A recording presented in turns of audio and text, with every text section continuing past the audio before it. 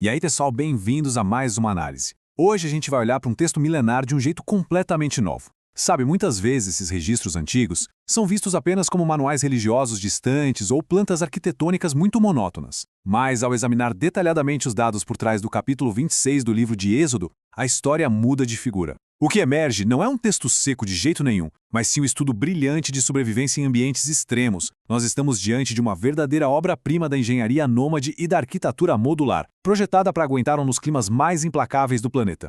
Para a gente entender a genialidade por trás dessa estrutura, precisamos nos fazer esta pergunta de ouro.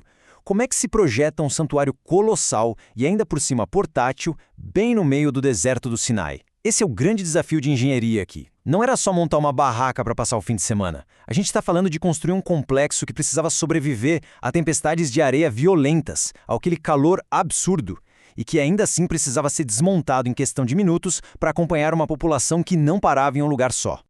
Ok, vamos mergulhar nisso. O nosso roteiro de hoje vai passar pela obra-prima nômade, o teto de tecido, as táticas de proteção contra o deserto e a engenharia de sustentação. Depois, vamos dar uma olhada na geometria do espaço sagrado até chegar no nosso grande clímax, a ideia de um Deus que caminha. Essa jornada vai ser fascinante, indo de um ambiente hostil lá fora até um reino oculto e luxuoso. Começando então com a seção 1, uma obra-prima nômade. Vamos entender a escala e o propósito disso tudo. Para a gente conseguir apreciar a funcionalidade dessa estrutura, a primeira coisa é ter noção do tamanho dela e do que ela representava. Certo? A magnitude é impressionante, estamos falando de 15 metros de largura, 45 metros de comprimento e 15 metros de altura. Gente, isso é basicamente um prédio de 5 andares construído inteiramente com materiais transportáveis. É muita coisa. Mas não era apenas gigantesco. O material de origem deixa claro que, simbolicamente, essa tenda funcionava como uma representação em escala do próprio cosmos. Era literalmente o centro do universo para aquele povo, o lugar onde o Criador reinava. Avançando para a seção 2, o teto de tecido, onde a riqueza encontra a realeza. Imagina entrar nesse lugar. A verdadeira experiência arquitetônica começa quando a gente olha lá para cima, para o teto interno. Era algo de cair o queixo. O teto era composto por 10 cortinas de linho fino trançado, que era o material de exportação mais top e durável lá do Egito. E as cores? Fios azuis, púrpuras e carmesins. Isso gritava uma riqueza inimaginável.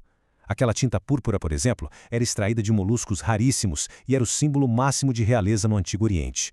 Além disso, as figuras dos querubins não eram simplesmente pintadas, não, elas eram tecidas na própria trama do tecido.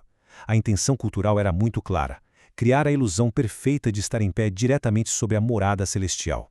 Vamos para a seção 3, proteção contra o deserto. Como criar camadas de isolamento. Mas pensa comigo.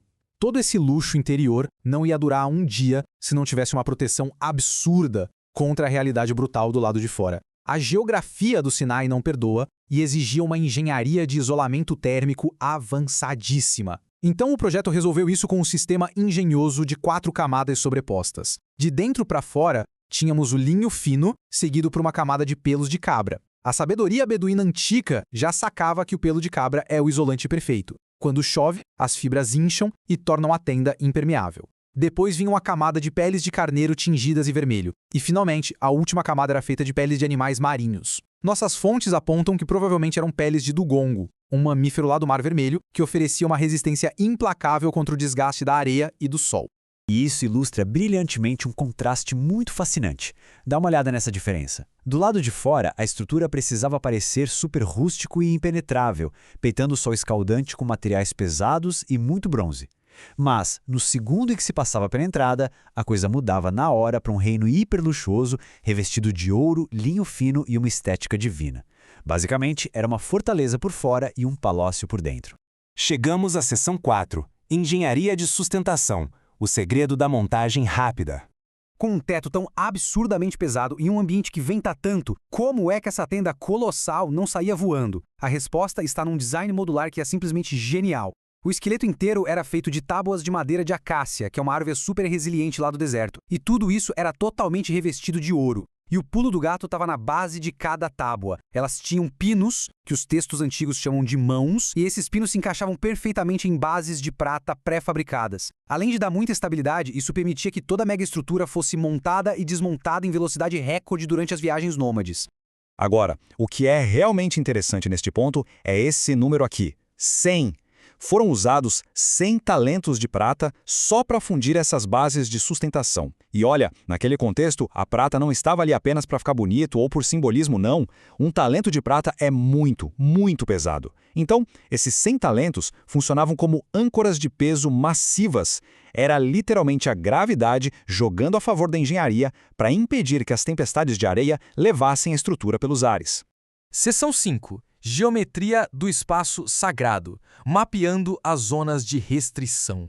Uma vez garantida a estabilidade do lado de fora, o espaço interno precisava de organização. No Antigo Oriente, a arquitetura era usada para definir zonas de santidade muito estritas, e o elemento central dessa divisão era o paroquete, ou o véu. E não era só uma cortina de decoração, viu? Era uma fronteira física e teológica rigorosíssima.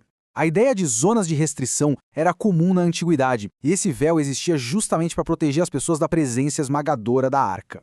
E é legal notar que as fontes fazem um paralelo fascinante. Esse mesmo conceito teológico de restrição culmina mais tarde nos textos cristãos com a imagem do véu se rasgando na morte de Cristo, sinalizando que o acesso direto havia sido liberado.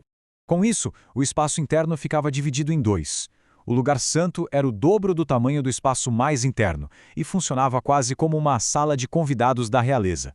Lá ficavam o pão da presença, o candelabro que iluminava o ambiente e o altar de incenso. Já o ambiente seguinte, o Santo dos Santos, era a verdadeira sala do trono. Lá só tinha a arca, marcando a restrição absoluta. O que nos leva a um detalhe arquitetônico que tem um peso simbólico gigantesco: o Santo dos Santos. Esse espaço era um cubo perfeito, medindo 15 por 15 por 15 pés. Na geometria sagrada antiga, um cubo perfeito nunca é por acaso. Ele representa a estabilidade absoluta e o ponto exato, simétrico, onde se acreditava que os céus de fato tocavam a terra. E além da forma, existia o posicionamento astronômico. A entrada do santuário deveria sempre ser montada voltada para o leste, ou seja, para o oriente. O que isso significa? Que a porta capturava a luz brilhante do primeiro sol da manhã. Em total contraste com isso, aquele cubo perfeito lá no fundo da estrutura não tinha uma única janela e permanecia em trevas profundas. Isso comunicava a profunda verdade teológica da época de que o divino habitava na escuridão misteriosa de uma nuvem e não podia ser totalmente compreendido apenas pela luz natural do sol. E finalmente, seção 6, um Deus que caminha, a revolução de um santuário portátil. Então, o ponto crucial aqui é o seguinte: depois de analisar toda a engenharia e os materiais, a gente entende que essa portabilidade toda não era só um detalhe prático, era uma declaração revolucionária. Naquele momento da história, os deuses de Canaã eram todos deuses territoriais, estáticos, presos nos seus templos de pedra. Mas o que Êxodo 26 apresenta é uma ideia radicalmente diferente. Uma presença divina que não exige uma estrutura de tijolos, mas que literalmente arruma as malas, desmonta sua casa e caminha junto com o povo, passando pelas mesmas incertezas e dificuldades do deserto. É a síntese perfeita, não acha? Por um lado, o projeto utiliza as matérias-primas mais duras e resilientes da geografia local, tipo a madeira de acácia e as peles de animais marinhos. Por outro, ele mistura isso com um nível mais alto de luxo imperial do Egito e da Mesopotâmia, trazendo o ouro maciço e a púrpura real. O resultado é incrível. Um palácio construído para a realeza, mas planejado inteiramente com o pragmatismo de sobrevivência em um cenário extremo. Ao final da nossa exploração, fica esse convite para reflexão. Essa estrutura antiga vai muito além de nos ensinar sobre tendas nômades e isolamento térmico. O que realmente significa, conceitualmente, quando o poder supremo do cosmos não exige que a humanidade escale montanhas até um palácio inatingível, mas, pelo contrário, decide arrumar as malas e viajar pela imensidão árida ao lado do povo. É um pensamento provocativo e com certeza muda o jeito que a gente olha para esses mistérios arquitetônicos do passado. Que outras inovações e filosofias surpreendentes ainda estão escondidas nos textos antigos, esperando para serem redescobertas. Com certeza tem muito mais e é algo que a gente definitivamente precisa continuar explorando.